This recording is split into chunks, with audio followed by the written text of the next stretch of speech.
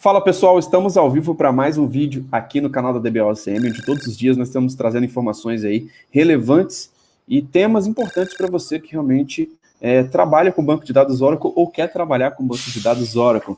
Dessa vez eu estou com o JP aí na área. Tudo bom, JP? Tudo certo, Guilherme, contigo? Show de bola, meu irmão, tudo bem. Vamos lá, o tema de hoje aí é um tema importantíssimo aí, cara. Um tema relativamente novo, né? Que é para que serve o Listener Log Rotation, né? Acho que isso foi uma feature que foi introduzida recentemente, e acho que é bom a gente poder trazer esse tema aqui, né, cara, para a gente poder mostrar, às vezes, uma função que muita gente nem sabe que existe, né? Exatamente. É um tema que a gente pode falar assim que ele é talvez o mais simples de todos os temas quando a gente fala de 19C. Mas quando a gente fala de tema de banco de dados Oracle, era uma coisa que sofríamos muito, né? Era uma coisa... É um trabalho... Aí, seguindo aquela linha, né, que a gente fala de melhorias para realmente você começar a fazer coisas nobres, né, dentro do banco de dados. E essa era uma coisa que era realmente simples, mas que era importante você fazer, porque realmente consumia muito espaço em disco, né? E é um cara que você, de tempos em tempos, que tinha que atuar manualmente ou criar um script para poder fazer a limpeza desses arquivos, né? Bom, estamos falando do arquivo de listener, né? O listener.log. Cara, pode falar. Até um pouquinho antes disso aí, JP, talvez o pessoal chegou aqui, cara, tá bem no início e não sabe o que é o listener, né? É importante começar por aí, né? Verdade. Acho que é importante, só para dar uma introdução para a galera. Maravilha. Bom, o listener, ele é uma ferramenta, é um produto do Oracle Database, né? Que ele ouve as conexões externas e estabelece a conexão para com o banco de dados, né? Então, se você tem só o banco de dados lá rodando e o seu listener não estiver ativo, não estiver rodando, ele roda baseado em uma porta, né? A porta default é 1521. Então, se esse cara não tiver com o serviço ativo lá, rodando a porta 1521, e você não conhecer os descritores da conexão, né, que é o host, porta e o nome do serviço do banco de dados, você não consegue externamente estabelecer conexão para com o banco de dados, né? Então, é um mecanismo exatamente para ouvir as requisições externas, né, de conexão e fazer esse meio de campo de conexão com o banco de dados. Uma vez estabelecida a conexão para o banco de dados, ele sai de jogada, né? A sua conexão passa a interagir direto com o banco de dados e o listener realmente só tem esse papel. Então, por isso, ele tem um arquivo que loga todas essas conexões, todas as tentativas de conexões, as falhas que ocorrem no listener. Então, só de pensar nisso, já podemos concluir que é um arquivo que ele é muito... que cresce com muita frequência, né? Então, se a gente pensar que a gente tem database aí com, sei lá, 10 mil conexões, né? E conexão e desconexão o tempo todo, tentativa de conexão. Então, o arquivo realmente ele pode crescer muito rapidamente, né? Daí a importância daquela manutenção que a gente falou no começo, né? Que é de realmente a gente acompanhar e tomar alguma ação com relação a esse arquivo, né? Às vezes antigamente o que a gente fazia, né? Ou manualmente você fazia um backup desse arquivo, né? Compactava e zerava o arquivo de novo lá, né? Para ele começar a gerar de novo, ou apagava e criava de novo, enfim. Se tinha algum desses mecanismos, né? Ou até mesmo um agendamento, né? Via um shell script para de tempos em tempos realizar essa ação, né? O problema é que a questão é que isso é uma coisa que o DBA tem que implementar. Ele não vem por default no banco de dados Oracle, né? Quando você cria o banco, ele não existe isso, né? Então, dependia muito do DBA dele, de novo, ele conhecer a estrutura, a arquitetura do banco de dados, para ele realmente já se antecipar e tomar essas ações que ele precisava, né, Guilherme? Cara, excelente, JP. Eu acho que é um ponto importante, né? A gente entender como que o papel do listener é importante nessa arquitetura, né? Como você falou, conexões remotas, né? Você vai ter que ter um listener para estar ouvindo as requisições. E, cara, dentro dessa arquitetura, cara, a gente sabe que essa parte de networking, antes tinha um curso separado da Oracle, né? Só para falar dessa parte. E hoje eu acho que eu falado de forma muito superficial, né? Nesse mundo que tem te falado muito desse universo de cloud, que é tudo automatizado e tal. E muitas vezes muitos profissionais não conseguem entrar no detalhe dessa arquitetura de network do Oracle, né, de serviços de rede, né, que tem o listener e muito mais. Então, acho que é fundamental a gente falar sobre isso. E é uma coisa que há muito tempo a gente sente falta, né, cara? Que, pô, um negócio que era manual, quando vai ler o log do listener tá gigante, vai lá, tem que zerar e tal. E que finalmente, cara, na versão 19, eu vi até que na documentação, a gente estava até olhando aqui nos bastidores antes, né? A Oracle nem deu tanta evidência, assim, para essa feature, né? Mas simplesmente citou ela e adicionou lá uns parâmetros a mais, né, cara? É exatamente isso, né?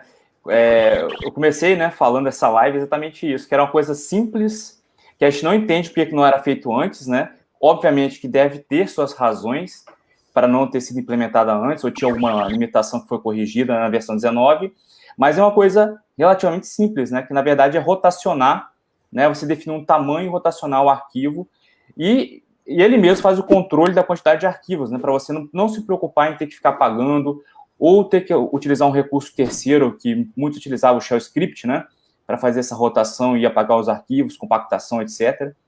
Então, realmente é uma coisa que a gente, era simples, no meu ponto de vista, né, da complexidade do que é o banco de dados Oracle, de ser implementada, mas talvez, como a gente falou, talvez a importância não era tão grande assim para isso, né, então fazia parte da rotina do DBA já executar isso daí, né. Mas eu acho alguma grande mente lá, acho que já falou assim, ó, é hora de resolver isso, né? Vamos pensar em coisas mais nobres para resolver. E daí acho que surgiu isso, né? Cara, muito legal. E uma informação que talvez seja importante para quem está ouvindo a gente aqui, JP. Dentro desse listener.log lá, por exemplo, né? Desses logs do listener, eu sei que tem um XML, tem um log, tem vários arquivos, né? Que tipo de informação a gente encontra lá dentro, cara? A gente tem informação sobre de onde partiu a tentativa de conexão ou a conexão bem-sucedida, né? Primeiro que ele vai dizer para a gente se o listener recusou a conexão ou se ela foi bem-sucedida. Então, ele informa isso para a gente lá. Ele diz de qual servidor... Todas as conexões? Né? Todas as conexões. Ele diz para a gente lá, por exemplo, se, na verdade, assim, o IP e porta de onde partiu a conexão. Aí a gente vê o servidor de aplicação, né, por exemplo, que tem um lá. Se é local também ele vai ter lá. E vai ter um módulo também, se eu não me engano. Por exemplo, me conectei via SQL Developer. Então, ele vai ter essa descrição para mim lá também, fala, utilizando o SQL Developer, né? Ou então, que é JDBC Thin Client e etc. Né? Ou então, até mesmo o nome de um exe, por exemplo, que seja o executável de conexão. Então, é interessante, é um mecanismo realmente de você diagnosticar se você tem... Se está funcionando tudo fino, ok, né? Você não precisa se preocupar com nada. Você não vai olhar as conexões sucedidas, né? Você vai olhar o log... E aí, muitas vezes, você só percebe que ele está grande por isso, né? Você vai olhar quando você tem algum problema de conectividade. Então, é o primeiro arquivo que você olha quando você tem problema de conectividade. E lá, ele vai realmente dizer se você teve algum erro de TNS, né? Conexão recusada, enfim, ele vai trazer isso para a gente lá. Até mesmo, você consegue identificar lá quando houver conexões quando estoura os processos, né? Do banco de dados, né? Então, o parâmetro process, né? Ele lista para a gente lá. Não é tão claro, né? Você pesquisando facilmente você vai chegar nessa conclusão, né? Você vai conseguir bater, mas lá também informa para a gente. Então, é um arquivo fundamental, né? Enquanto tá tudo ok, não tem problema, ele vai estar lá, você não vai se preocupar com ele. E às vezes você vai precisar acessar lá e tá aquele arquivo lá de 5 GB, né? Então, para você abrir aquilo ali, são alguns minutos, né? Em alguns casos, talvez você nem consiga abrir. Então, realmente, a ideia é você manter esse espaço controlado, esse tamanho controlado, para quando você realmente precisar acessar mais rápido e também garantir que ele não seja um impacto na utilização de espaço em disco, né? Já que ele fica dentro do Oracle Home, né? Então, instalação do Oracle, da parte de diagnóstico, na verdade, que geralmente é um disco que ele tem um tamanho limitado, né? Se define lá o barro 01 e toda aquela estrutura, né, de OFA que a gente já falou também anteriormente, Oracle Flexible Architecture. Então, realmente, dentro dessa melhor prática, né, ele vai ter essa estrutura e é um file system que ele é limitado de tamanho, você não consegue estender muitas vezes, né? Então, realmente é importante você controlar o tamanho desse arquivo, né, para você não ter problemas mais adiante, né? E pode crescer bastante. Cara, muito legal, JP. Acho que é importantíssimo a gente sempre falar sobre isso. como que as novas versões estão sempre otimizando alguns processos que a gente fazia de forma manual, melhorando algumas coisas que antes funcionavam de uma forma diferente, né? E cara, até para entender o que se encontra dentro desse cara, né, cara? Eu acho que foi muito bem explicado aí por você realmente toda essa importância. E a gente tem que pensar, né, cara, que pensando em todas as conexões, realmente esse arquivo é um arquivo que é atualizado constantemente, né? Imagina um banco que você tem centenas ou milhares de conexões diárias, né? Um ambiente, principalmente o OLTP, né? Que entra e sai muita conexão, cara. Realmente a gente sabe que existe uma grande escrita, muitas vezes, dentro desses logs, né? Principalmente o ambiente hack também, que às vezes tem várias instâncias acessando, cada instância vai ter o seu log também, né? Vai ter os scans ainda, né? Se a gente tiver...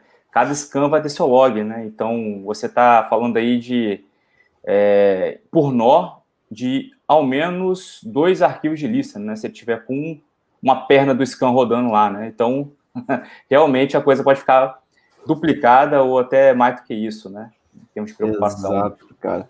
E, cara, fala pra gente aí, quais são os parâmetros novos que surgiram nessa versão 19 aí, que realmente você consegue habilitar essa questão de rotacionar, etc.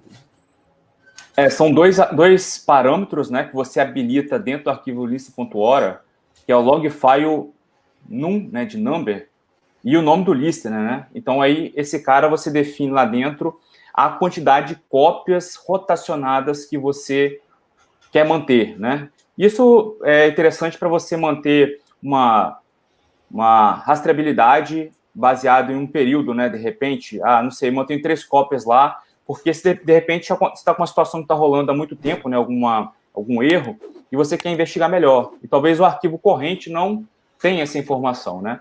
Então, você pode definir esse número de cópias, e esse cara, ele não tem um valor default, né? Na verdade, o 0, ou você não definir esse parâmetro lá, significa que o arquivo ele vai crescer indefinidamente, né? Então, aí, se você quiser realmente uma implementação bem realizada, você precisa especificar um valor para você controlar o número de cópias, senão realmente você vai ter arquivos gigantescos lá e não vai ser tão eficiente, né, a sua implementação, né? E o segundo parâmetro é o log file size listener, né? O nome do listener, por último, que ele vai definir realmente o tamanho do arquivo de log, né? Ele segmenta, né? Então, se o arquivo chegou, se eu definir lá, por exemplo, como 1 mega, quando chegar a atingir esse preenchimento do arquivo em 1 mega, ele rotaciona. E aí ele gera, por exemplo, se eu definir o log file number de listening lá, a quantidade de cópias, em 3, ele vai colocando lá até encher esses 3 arquivos, né? Ele enche o primeiro, rotaciona, né? Gera um backupzinho dele, aí gera o segundo, gera o terceiro, né? Põe geralmente o nome do listener, ponto 1, ou ponto 2, ponto 3, né? Definir no máximo 3 cópias. Então, quando a quarta cópia, ou o log corrente encher, ele vai apagar o último arquivo, o mais velho, né? Dos arquivos rotacionados, para ter esse ciclo, né? Então, realmente, nesse mecanismo que funciona, né? Você definindo a quantidade de cópias rotacionadas, né? O número de cópias rotacionadas daquele listener e o tamanho máximo que o arquivo pode atingir, né? Então, quando você faz isso, é um fato bem curioso, né, a princípio, né? Que além do arquivo plain text que a gente tem, que é o listening.log, né, que é aquele arquivo texto que você abre, você tem os arquivos .xml, né? Então, nas versões anteriores a 19c, esses arquivos XML, eles tinham um tamanho padrão, né, default, de 10 mega. Então, se você entrar na pasta lá na pasta alert, dentro do JAG lá da parte de network, você pode ter N arquivos com 10 mega, né? Então, essa configuração, na verdade, ela aplica-se para esse arquivo XML, tá?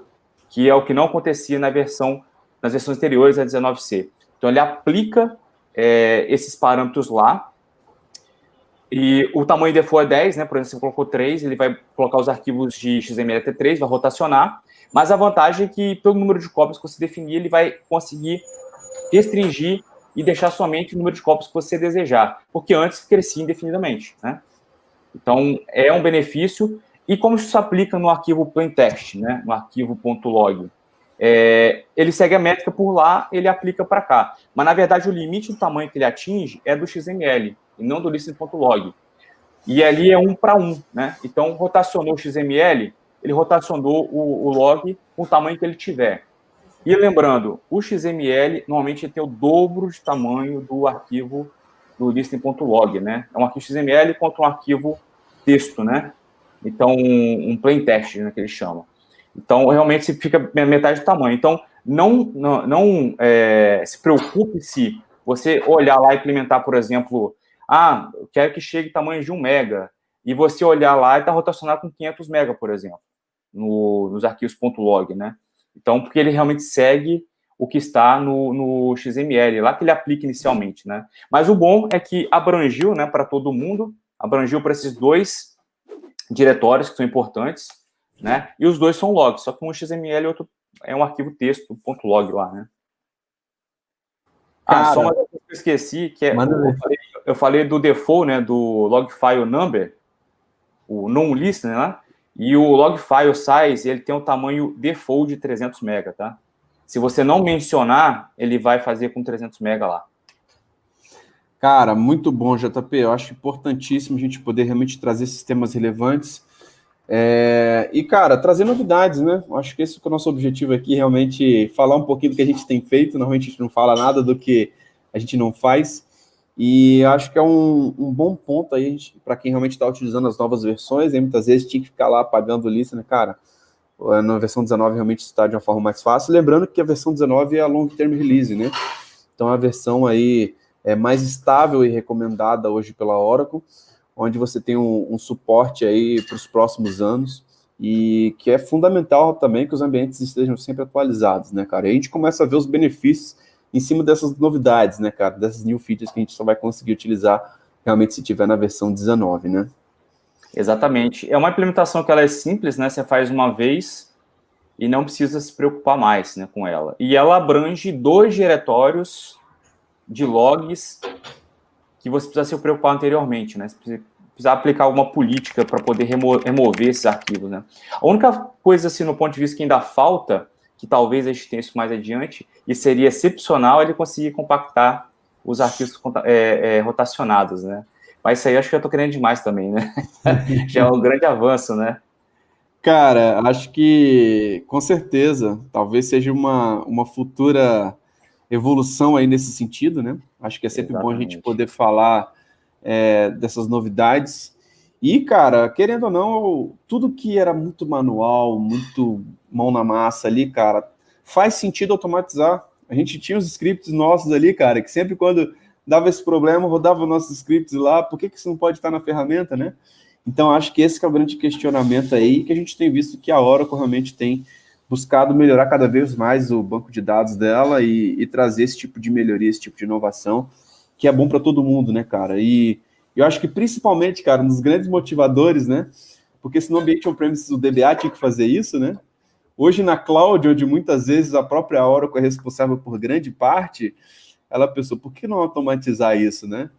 E ao invés de olhar para fazer isso, a gente já consegue deixar isso automatizado na cloud. A gente consegue também utilizar esse recurso no on-premises, né? Então, acho que é uma grande tendência aí que a gente consegue entregar mais resultados e parar de se preocupar com coisas realmente tão manuais ali, né, cara?